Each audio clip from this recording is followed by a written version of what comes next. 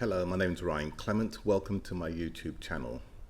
To commemorate Mental Health Awareness Week 2023, which was based on anxiety, I wrote a series of 5 blogs, which were well received. I have been asked to make a video. So what I've done, I've read the blogs out and turned them into a video. Check it out. Monday the 15th to the 21st of May 2023 marks Mental Health Awareness Week. Without doubt, I am happy to promote this very important annual awareness. This year, the theme is anxiety. I believe this year's theme will be enlightening and educational for many of us, myself included. As a barrister who has represented many claimants with disabilities under the Equality Act 2010, I would often come across anxiety upon which a claimant relies as their impairment. However, this is really their sole impairment. It is frequently accompanied by depression, as in anxiety and depression. It would be fair to say that most focus primarily on the latter than the former. I have no explanation for this. However, I think most of us can articulate depression better than we can anxiety when considering it in light of Section 6 of the Equality Act 2010, which requires that in order for a claimant to be deemed to be disabled under the Act, an impairment has to have a substantial and long-term adverse effect on the claimant's ability to carry out normal day-to-day activities. We have all suffered different levels of anxiety, such as, for example, attending a job interview, preparing for exams, giving a presentation at school, university, or at work, moving house, moving to a new school, going to university, etc. Most of these are temporary and may be perfectly normal, as they do not ordinarily have a substantial and long-term adverse effect on the sufferer's ability to carry out normal day-to-day activities, or have a substantial and long-term adverse effect on the sufferer's mental health. However, as stated by NHS UK, and I quote, "Some people find it hard to control their worries. Their feelings or anxiety are more constant and can often affect their daily lives," end of quote. According to NHS UK, anxiety is the main symptom of several conditions, including panic disorder, phobias such as agoraphobia and claustrophobia, post-traumatic stress disorder, we call PTSD, social anxiety disorder, which is a social phobia. This and the following blogs this week, which I shall write for Mental Health Awareness Week 2023, are not about a diagnosis of or a prognosis for anxiety. I'm not qualified to do this. But viewing it in the context of employment and employment law, and from a human resources HR perspective in dealing with an employee who is suffering from anxiety. Some blogs will be accompanied by short 1 minute or less videos. They will cover the elements of disability, the employee's duty to make reasonable adjustments for those suffering from a disability, the various forms associated with disability discrimination, and the employee's exposure if found to have acted unlawfully against a disabled person. Finally, although these series of blogs are not from a medical perspective, I shall post links to sites I find that might be of assistance. Please note that if you feel you are suffering from anxiety, you are strongly advised to seek help from your GP.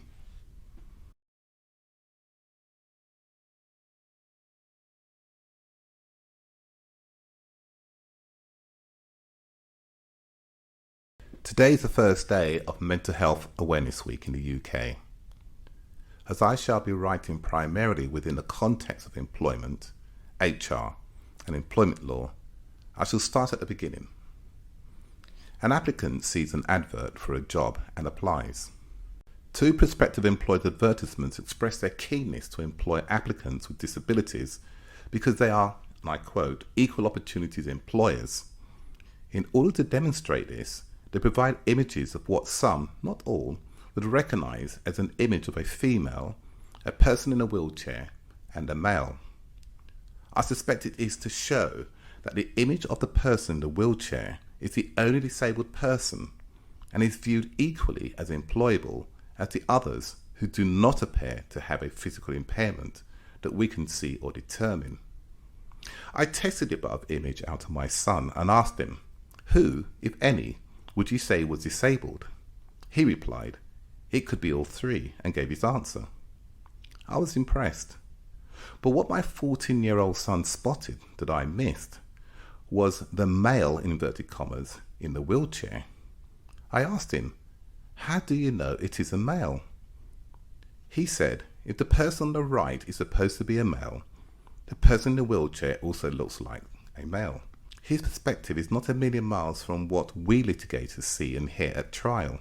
Two people can witness the same event, but see it differently, and yet both are seeking to tell the truth and not mislead. For example, applicants may well see that the equal opportunities employer happily employs males, physically disabled males, and females, which may deter physically disabled females from applying. Others may see what I believe was the intention. However, what of those who suffer from or have mental health issues?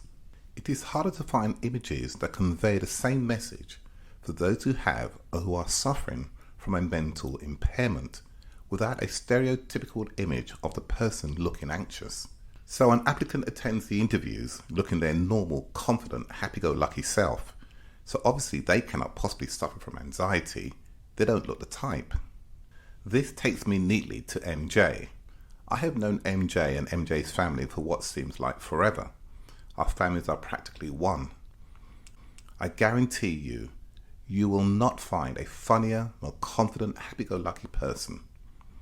During one of our many conversations over the telephone, which always entailed plenty of laughter, MJ revealed MJ's issues with mental health, about which I had no clue before. Unlike with some physical impairments, I use this term solely because the Equality Act 2010 uses the same, there were no signs of this mental impairment. And neither does there have to be, of course, which takes me back to the image above. My son said, any of them may suffer from mental health. 10 out of 10. MJ knows I have a special interest in mental health issues and disability discrimination under the Equality Act, so I informed MJ of my minor contribution for Mental Health Awareness Week, and MJ agreed to share the following with readers. MJ's words, not mine. Everyone needs to maintain their mental health. Mental ill health is what is to be avoided. Unfortunately, 1 in 4 people will experience mental ill health in their lifetime. That's what is reported, but I think it's more like 1 in 2. My own journey with mental health is a struggle. I mostly mask what I'm going through. The ability to mask has its cons. No one believes me when I say I'm in the middle of a crisis because I mask so well. When I get home from work, the mask comes off and all I can do is sit there and feel numb to the world. I have been diagnosed with severe depression and severe anxiety, and I mask nearly every day. It's tiring. One cannot but be moved by what MJ says. It is harder for me because I've known MJ since MJ was a baby. It is true, MJ masks it convincingly. I shy from using the term well, because well for whom? But I get it.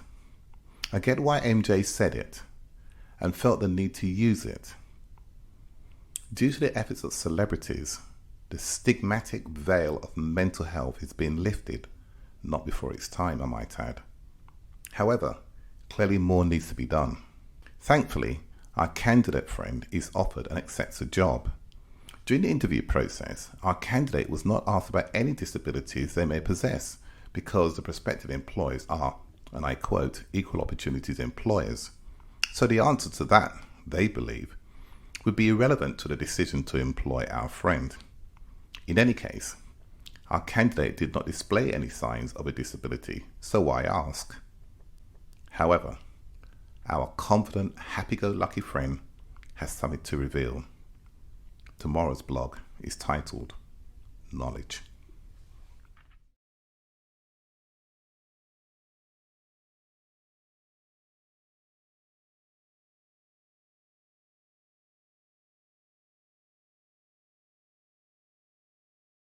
Today's blog is called Knowledge. Today is the second day of Mental Health Awareness Week, and the theme this year is anxiety. I have had so many people reach out to me, and I to them, over these recent blogs. Such a person is Madcat, who said I could use anything she has written about her shared experience in her blog, which is very moving. I have learned that a bout of anxiety can arise from a place where there might not have appeared to be an apparent risk or significant risk to the sufferer previously. The following are Madcat's own words, not mine. I've never been particularly anxious in the car. It's as though my body's reacting to some perceived threat before my brain has had a chance to formulate a thought. It's so unsafe to have me in the front of the car that we decide that I have to sit in the back to at least obscure my view somewhat. The reality we've found ourselves in is that I'm too anxious to leave the house for anything other than medical appointments. Despite numerous campaigns raising awareness of mental health conditions, year on year, the number of people requiring mental health support is increasing. My previous blog, Mental Health Awareness, spoke about our friend who attended an interview and was offered a job, which they accepted. In the invite to the interview, and during the interview process, our friend was not asked whether they believed they were disabled in any way and or required any adjustments to attend the interview. You will recall the person in the center of the image in the previous blog, of course, a point to which I shall return below. The then prospective equal opportunity employer, who is now the employer, refrained from asking these questions because he did not wish to know. There were two main reasons for this. Firstly, such knowledge would be irrelevant to whether or not it offers a candidate a job. Secondly, if it does not offer a candidate a job who discloses that they have a disability and they seek to bring a claim under the Equality Act 2010, the prospective employer could say it had no knowledge of the candidate's disability and, therefore, could not be liable. Such argument might be easy to make when impairment is not visible. I leave it to others to debate whether this is good practice. For example, some of you might be thinking about reasonable adjustments to attend the interview. For example, what if the candidate suffers from anxiety that is heightened in rush hour? An employer, for no reasonable objective purpose, seeks to hold the interview at 9 a.m. on a Monday. Of course, the candidate could ask for the interview time to be moved to a later time, to, say, 11 a.m. However, unlike MJ from the previous blog, the candidate may not be confident enough to suggest this to a prospective employer unless such an offer was first made to them. Back to our friend. They attended work for the induction and is given a questionnaire that asks, amongst other things, the following: do you have an impairment? And do you believe you are disabled under the Equality Act 2010? And do you require reasonable adjustments? Wow, these are a lot to contend with on one's first day, which are questions that take employment lawyers years with which to grapple and to address. For example, a 5-day trial could be centered around these three alone before we even get to submissions. Let's walk through them quickly. Some candidates may not know they have an impairment, especially a mental one. For example, one might not realize that the severity of their anxiety may be deemed to a mental impairment that formed the basis of a statutory disability. Without the impairment, there will be no disability under the Equality Act, Section 6, because it is the very foundation of what leads to one to be deemed statutorily disabled. See Mental Health Awareness Week 2023 that I wrote. Secondly, which is common, a new employee may not wish to disclose for reasons known to them, but a common one would be in fear of losing their newly found job. Remember that term in the contract of employment? The employer can dismiss you for any reason during the probationary period. Assuming the employee discloses the impairment, the question next is, how do they answer? Do you believe you are disabled under the Equality Act 2010? This is not so simple as it may appear, because it is the employment tribunal that determines whether a claimant is disabled under the 2010 Act, not an employee, not an employer, and contrary to some belief, definitely not occupational health. But in any case, you may ask, what is the relevance of this question? Does it really matter what the employee believes or thinks? For certain, an employer could not rely on a negative response to that question if the employee has already disclosed that they suffer from anxiety. The last point feeds into the next question. Do you require reasonable adjustments?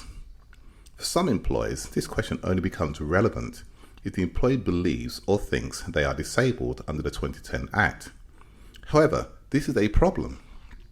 The obligation to address the issue of reasonable adjustments and to implement them on the employer, not the employee.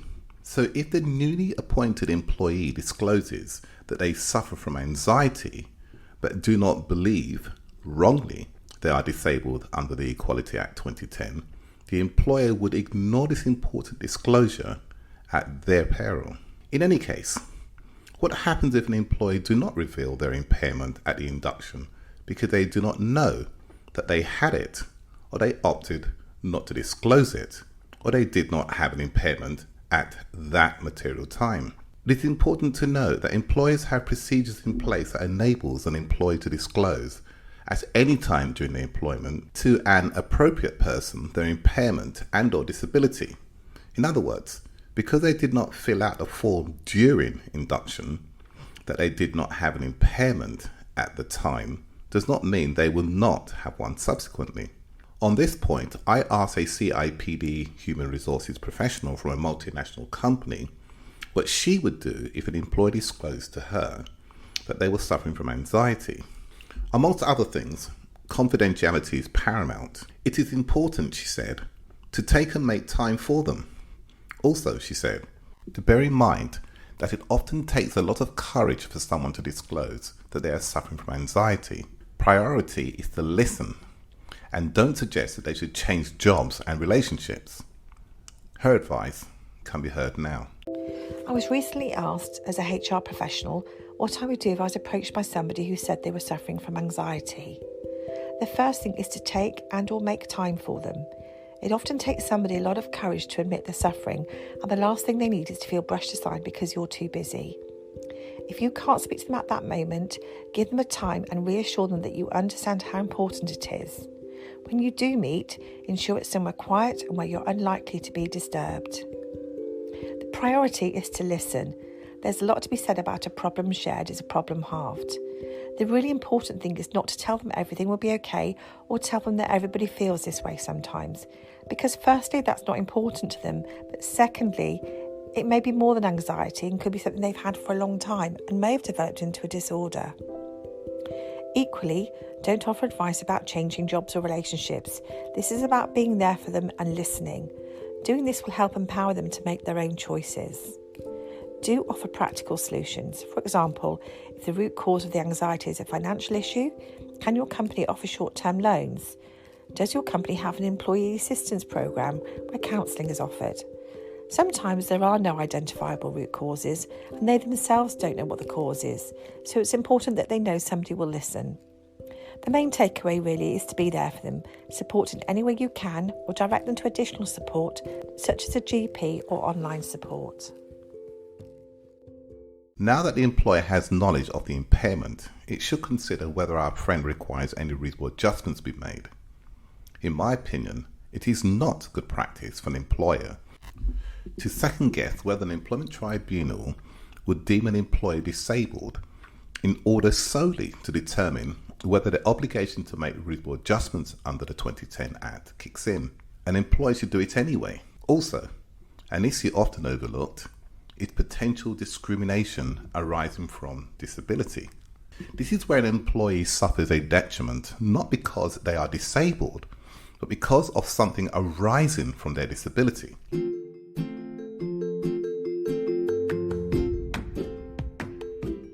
Hello, my name is Ryan Clement and I'm a practicing barrister specialising in employment law.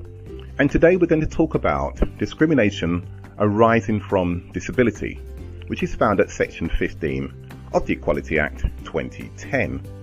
And it says this: a person A discriminates against a disabled person B if A treats B unfavourably because of something arising in consequence of B's disability, and A cannot show that a treatment is a proportionate means of achieving a legitimate aim. So what does that mean? Let me explain by giving an example. With direct discrimination, it's fairly straightforward because the claimant is alleging that they were treated less favourably because of their disability. Discrimination arising from disability is less so. So let me give an example.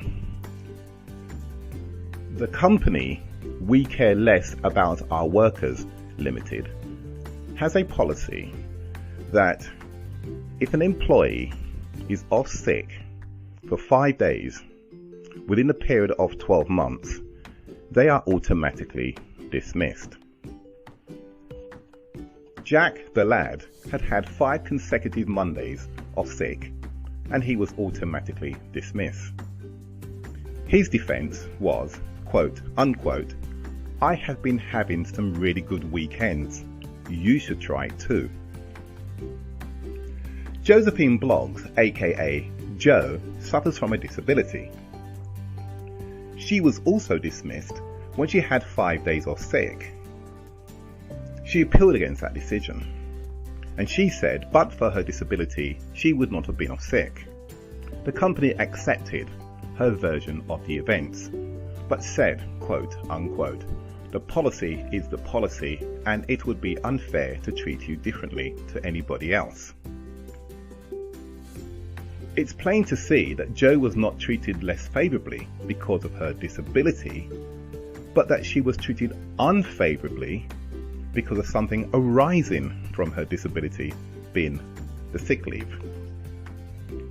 Here you could see how Jo may have a very good case for arguing that she was discriminated against for something that arose out of her disability. The lesson to take away from this example is if an employee has a disability and acts in a way that calls into question their conduct and or performance, the employer needs to be extra cautionary in subjecting that person to disciplinary proceedings. They might well do better to investigate the cause of the behaviour rather than focus solely on the behaviour itself.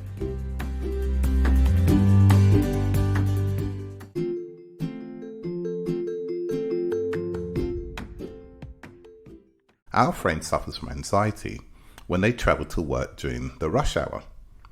The employer has a policy that if an employee is late for work 5 times or more in a rolling 12 months period, they face disciplinary action. Our friend has been late for work 6 times in the past 12 months because on those days they suffered severe anxiety attacks at the thought of travelling to work during rush hour. Our friend is disciplined and given a written warning. We can see that our friend is not disciplined because of their impairment/disability, but because of attending work late due to their impairment/disability.